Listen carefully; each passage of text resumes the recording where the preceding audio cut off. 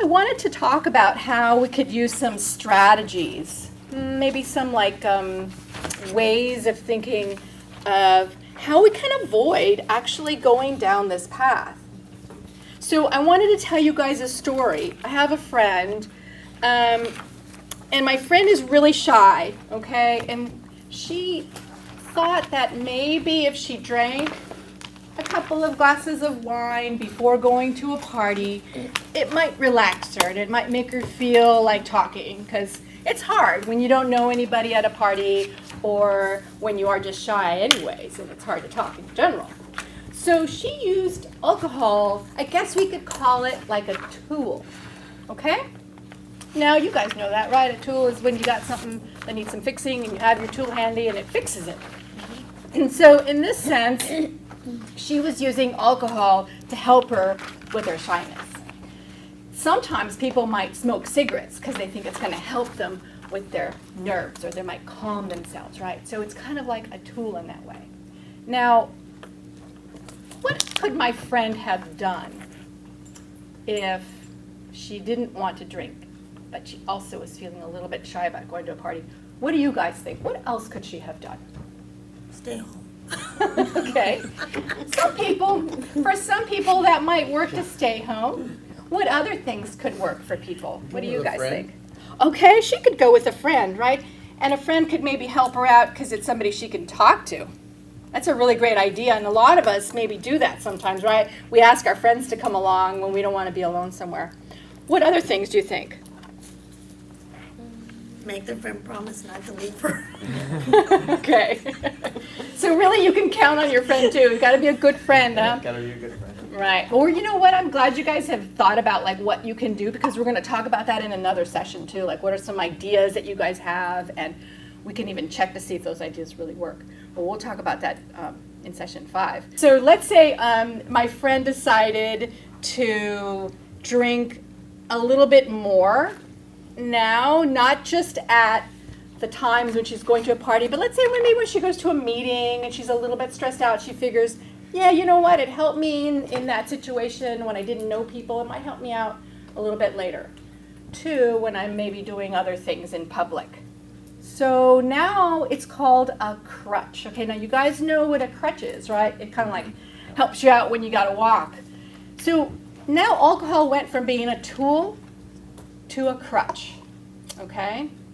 So again, what could she have done? What are some things that maybe she could do from going from a tool, which is kind of like experimenting, to then a problem, where it's a crutch, it's helping her problem. What could she have done? What are some other things to not go down that path?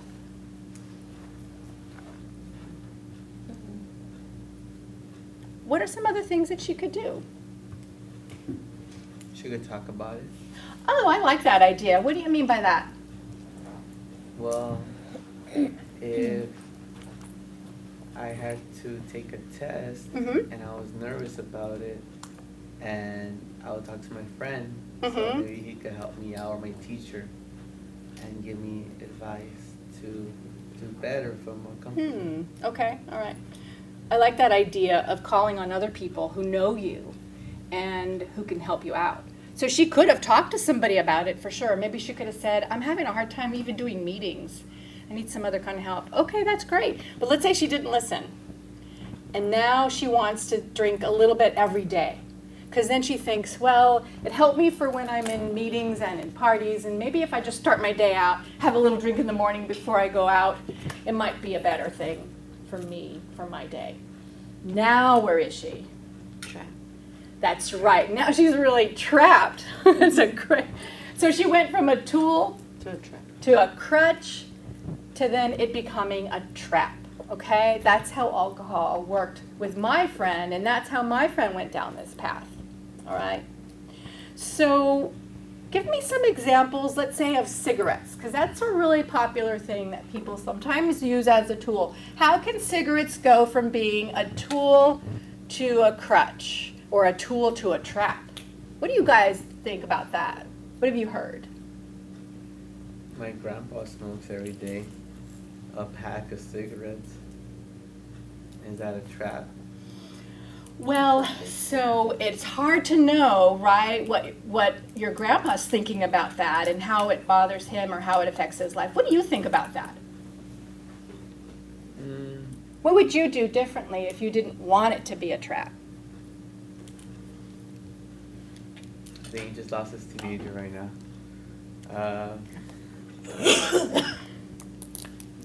Well, tell him, like, why do you smoke so much? Okay, so you could talk to somebody if you think that, like my friend, who maybe somebody could have talked to her, you could talk to somebody that you guys know who you think might be going down that path too. But what about for you guys, for yourself? What would you do differently if you didn't want, let's say, marijuana to go from a tool to a trap? How does that happen? Let me ask you this. How can marijuana go from a tool to a trap for teens? What do you guys think? If I'm hanging with the group that's always smoking and you're sitting with them, it's just easier to do it. Mm-hmm. So you'd almost have to not be with them or move away. Okay, all right. That's a really good example of showing how when it can be a tool, and then if you decide to do something different, then you're avoiding it being a trap. But it can be a trap if you still. Just keep doing it. Mm-hmm, It's like though you said earlier, it's just like you're not aware though. I think it's hard at this point, you're getting close to a point where, Yeah.